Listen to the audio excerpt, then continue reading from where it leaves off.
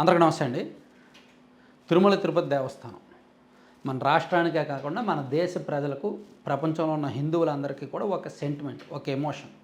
ఖచ్చితంగా ఆ పేరు, ఆ స్వామివారు గుర్తొచ్చిన వెంటనే మనసులో అదొక ఫీలింగ్ కలుగుద్దనమాట. సో ఆ తిరుమల పరిపాలన విషయంలో ఎటువంటి ఈ రాజకీయాలు, కులాలు ఇటువంటి ఏమీ ఉండకూడదు. ఎటువంటి భేషజాలు చూడకూడదు. దురదృష్టవశాత్తు గత 5 సంవత్సరాల్లో తిరుమల విషయంలో కొన్ని తప్పులు జరిగాయి, కొన్ని రాజకీయాలు జరిగాయి, అన్నీ జరిగాయి. సో ఇప్పుడు ఈ ప్రభుత్వం అధికారంలోకి వచ్చిన తర్వాత వీళ్ళ మీద బాధ్యతలు పెరిగాయి. గత ప్రభుత్వం తప్పులు చేసింది కాబట్టి వాటిని సరిదిద్దాల్సిన బాధ్యత వీళ్ళ మీద పడుతూనే వీళ్ళు ఇంకా ఏం చేస్తారు అనే దాని మీద ఎక్కువ ఫోకస్ పెట్టడం. పబ్లిక్ కూడా ఇంతకుముందు టీటీడీ విషయంలో అంతగా మాట్లాడుకునే వాళ్ళు కాదు. తిరుమల వెళ్ళినప్పుడు అన్నప్రసాదం క్వాలిటీ ఎలా ఉంది, లడ్డు క్వాలిటీ ఎలా ఉంది, సేవలు ఎలా ఉంటున్నాయి, లైనింగ్ ఎలా ఉంది, దర్శనం ఎంతసేపు జరుగుతుంది అనేది ఇంతకుముందు ఇంతగా మాట్లాడుకునే వాళ్ళు కాదు. కానీ ఎప్పుడైతే ఆ వినాశనం జరిగిందో, లడ్డు క్వాలిటీ పోయి అన్నప్రసాదం క్వాలిటీ పోయిందో, దాని విలువ తెలిసొచ్చి మాకు మంచి లడ్డు కావాలి, మాకు మంచి అన్నప్రసాదం కావాలి అనే కోరికలు, డిమాండ్లు మొదలయ్యాయి. సో ఒక ఆలోచన మొదలైంది. మరి దాన్ని ఈ కొత్త బోర్డు అందించిందా లేదా? అసలు ఈ కొత్త టీటీడీ పాలక మండలి బాధ్యతలు చేపట్టి దాదాపుగా 5 నెలలు అవుతుంది.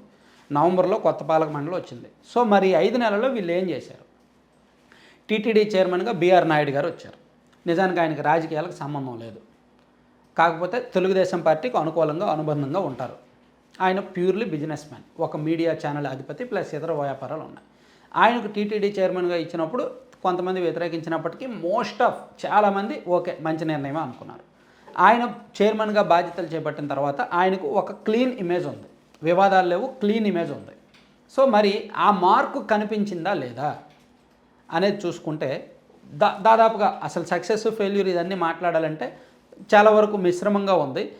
పర్టికులర్గా కొన్ని మార్పులు మనం గమనించవచ్చు. ఒకటి, అక్కడ ఆయన చైర్మన్గా బాధ్యతలు చేపట్టిన తర్వాత ఇప్పటి వరకు ఎవరు చేయని సాహసం ఏంటంటే, మంచి పని ఏంటంటే ఆయన ఓన్ వెహికల్స్ ఆయన వాడుకుంటాడండి. అక్కడ టీటీడీ చైర్మన్కి కొన్ని వెహికల్స్ ఉంటాయి, కొంతమంది స్టాఫ్ ఉంటారు, ప్లస్ ఆ వెహికల్కి సంబంధించిన మెయింటెనెన్స్ కావచ్చు, పెట్రోల్ కావచ్చు, తిరగడానికి అంతా టీటీడీ ఫండ్స్ వాడుకోవచ్చు. కానీ బిఆర్ నాయుడు గారు సొంత వెహికల్, తన వెహికలే వాడతారు, తన స్టాఫ్నే పెట్టుకుంటారు, తనే సొంతంగా ఖర్చు పెట్టుకుంటున్నారు. అది ఆయన తీసుకొచ్చిన ఒక పెద్ద సంస్కరణ, ఒక మంచి పని. భవిష్యత్తులో రాబోయే వాళ్ళకు కూడా ఇది ఒక మార్గదర్శకంగా మారింది. అలాగే అక్కడ రీసెంట్గా సీఎం గారు ఒక నిర్ణయం తీసుకున్నారు. ముంతాజ్ హోటల్తో సహా దాదాపు ఒక 3 హోటల్స్కి 35 ఎకరాల ల్యాండ్ ఇచ్చారు ఆ అలిపిరి దగ్గర. గతంలో వైసీపీ గవర్నమెంట్ ఉన్నప్పుడు జీవో నెంబర్ 24 తీసుకొచ్చి ఇచ్చారు. సో ఇప్పుడు దాన్ని రద్దు చేసి ప్రైవేట్ హోటల్స్కి ఎవరికి అంటే ఇక్కడ ల్యాండ్స్ కమర్షియల్గా ఇవ్వం, కేవలం భక్తుల కోసమే వాడతాము అనేటట్టు సీఎం గారు ప్రకటన చేయడం వెనక కూడా చైర్మన్ గారే ఉన్నారు. ఎందుకంటే అక్కడ స్వామీజీలు ఆందోళన చేయడం, విషయం పెద్దదవుతుండడం, కాంట్రవర్సీ అవుతుండడంతో దీన్ని చాలా జాగ్రత్తగా డీల్ చేసి సీఎం గారు కన్విన్స్ చేసి ఆ ల్యాండ్స్ని టీటీడీ కోసమే వాడుకునేలాగా కమర్షియల్గా వాడుకోకుండా చేయగలిగారు అనమాట. అదొక మంచి నిర్ణయం. దాంతోపాటు తిరుమలలో ప్రతిరోజు టన్నులకు వచ్చే చెత్త వస్తుందండి. దానికి మెయింటెనెన్స్కి ఒక సరైన ప్రక్రియ లేదు, సరైన విధానం లేదు. సో ఈయన చైర్మన్ అయిన తర్వాత నెల రోజుల్లోనే కొంచెం మీటింగ్స్, బోర్డు మీటింగ్స్ ప్లస్ అధికారులతో మీటింగ్స్ అది ఇది పెట్టి ఆ డంపింగ్ నిర్వహణకు సంబంధించి ఒక సంస్థకు అప్పచెప్పారు. వాళ్ళు దాని ద్వారా ఒక ఆదాయం కూడా వస్తుంది, దాన్ని టీటీడీకి ఇస్తున్నారు. ఇంతకుముందు ఎప్పుడు ఈ ప్రయత్నం చేయలేదు. ఏదో చెత్త వచ్చిందా దాన్ని పడేసామా, ఎవరికో ఇచ్చేసామా అన్నట్టు ఉండదు. ఇప్పుడు దాని ద్వారా ఆదాయం కూడా వస్తుంది. ఇది ఒక రకంగా మంచి నిర్ణయం అనుకోవచ్చు. అలాగే అన్యమతస్థ ఉద్యోగుల్ని పంపించేయడం, ఇది ఎప్పటి నుంచో ఉన్న డిమాండ్. తిరుమలలో కేవలం హిందూస్ మాత్రమే ఉండాలి, అన్యమతస్థులు ఉండకూడదు అనేది ఎప్పటి నుంచో ఉన్న డిమాండ్. ఇది ఆల్మోస్ట్ మొన్న ఈ నిర్ణయం తీసుకున్నారు, సీఎం గారు కూడా ప్రకటించారనమాట. దాంతోపాటు అన్నప్రసాదం చాలా కీలకం. మనం తిరుమల వెళ్ళామంటే ఖచ్చితంగా ప్రతి ఒక్కరు కూడా, ఉన్నోడు లేనోడు ఎవరైనా సరే అన్నప్రసాదం తీసుకుంటాం. అన్నప్రసాదంలో కాస్త క్వాలిటీ పెంచి, నెయ్యి మోతాదు పెంచి, ఎక్స్ట్రా వడ వేస్తున్నారు. ఒక 20 రోజుల నుంచి ఈ నిర్ణయం తీసుకున్నారు, వడ కూడా వేస్తున్నారు అనమాట. ఇది ఒకటి మంచి నిర్ణయం. ఈ విషయంలో కూడా భక్తుల నుంచి కొంత సానుకూలత వస్తుంది. అలాగే అతిథి గృహాల పేర్లు మార్చారు. తిరుమలలో కొంతమంది ప్రైవేటు వ్యక్తులు, పొలిటీషియన్స్ కావచ్చు, బిజినెస్ మెన్స్, కార్పొరేటివ్, వీళ్ళందరూ కూడా వాళ్ళకి డబ్బులున్న కొద్దీ, శక్తి కొద్దీ తిరుమలలో అతిథి గృహాలు కట్టించారు. వాటికి వాళ్ళ సొంత పేర్లు పెట్టుకున్నారు. సో ఇప్పుడు వాటిని ఆధ్యాత్మిక శోభ వచ్చేలాగా దేవుళ్ళ పేర్లు పెట్టారు. అది స్టార్ట్ అయింది. దాదాపుగా 2 నెలల నుంచి పేర్లు మార్పు జరుగుతూ వస్తుంది. అదొకటి మంచి నిర్ణయం. అలాగే ఇప్పటి వరకు తెలంగాణ ఎమ్మెల్యేలకు తిరుమలలో దర్శనాలు కోటా లేదు, దాని గురించి కూడా కన్విన్స్ చేసి ఇప్పించారు. సో ఇవన్నీ కూడా కొంత పాజిటివ్స్ ఉన్నాయి. అయితే మరి నెగిటివ్స్ ఏమి లేవా అంటే అవి కూడా కొన్ని ఉన్నాయి.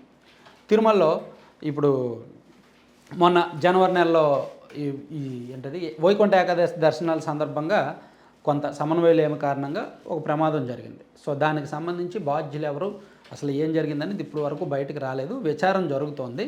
అంటే సమన్వయలేమి అనేదే కారణం అనేది మనకు స్పష్టంగా తెలిసింది. సో దాన్ని ఇప్పుడు వరకు ఎలా బ్యాలెన్స్ చేసుకుంటున్నారు అనేది.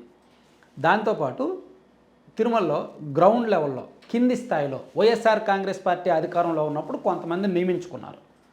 సో వాళ్ళు ఇప్పటికీ కూడా కొనసాగుతున్నారు. అంటే వైసీపీ వాసనలు పోలా, కొండ మీద కొన్ని చోట్ల స్టిల్ ఎప్పటికీ వైసీపీ వాసనలు పోలేదు. అలాగే ఇంకా కొన్ని ఇప్పుడు గత ప్రభుత్వం ఉన్నప్పుడు కొంతమంది కాంట్రాక్ట్లు ఇచ్చారు, వర్క్స్ ఇచ్చారు.